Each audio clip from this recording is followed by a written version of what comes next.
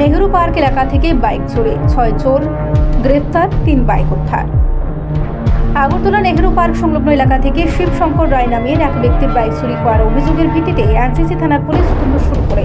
তদন্তের প্রাথমিক পর্যায়ে পুলিশ একটি অটোরিকশা চিহ্নিত করে এবং তার মালিককে গ্রেফতার করে। জিজ্ঞাসাবাদের মাধ্যমে পুলিশ চুরি হওয়া বাইকগুলির সঙ্গে জড়িত অপর 5 জনকে গ্রেফতার করে। ঘটনায় মোট 6 জন চোর গ্রেফতার হয় এবং 3টি বাইক উদ্ধার হয়। এনসিসি থানার ওসি প্রাজিত মালাকার সংবাদ মাধ্যমের মুখোমুখি হয়ে বলেন, তাদের তদন্ত দল দ্রুত কাজ করে চুরির ঘটনার পেছনে চক্র উদ্ঘাটন করেছে। প্রথমে অটো রিকশা চিহ্নিত করে একজনকে গ্রেফতার করা হয়েছিল এবং তার জিজ্ঞাসাবাদের মাধ্যমে অন্যান্য চোরেদের সন্ধান পাওয়া যায়। তিনি আরো বলেন, তাদের পুলিশ দল এই ঘটনার সতর্কতা ও দ্রুত কর্মসূচি গ্রহণ করেছে। গ্রেফতারকৃতদের বিরুদ্ধে আইনি ব্যবস্থা নেওয়া হয়েছে এবং চুরি হওয়া বাইকগুলি মালিকদের কাছে ফেরত দেওয়া হবে।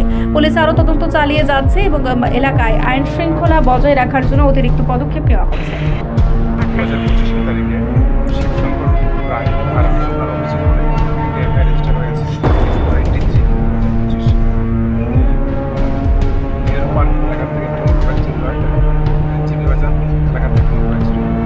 সেটা তদন্ত করতে আমাদের সিসিটিভি দেখি যে আপনার অটো রিক্সা ইউজ করে নেহেরু পার্কে এসেছিল, যাওয়ার সময় বাইক সেখানে যাবেন অটো রিক্সা দিয়ে সিকিউর বের করে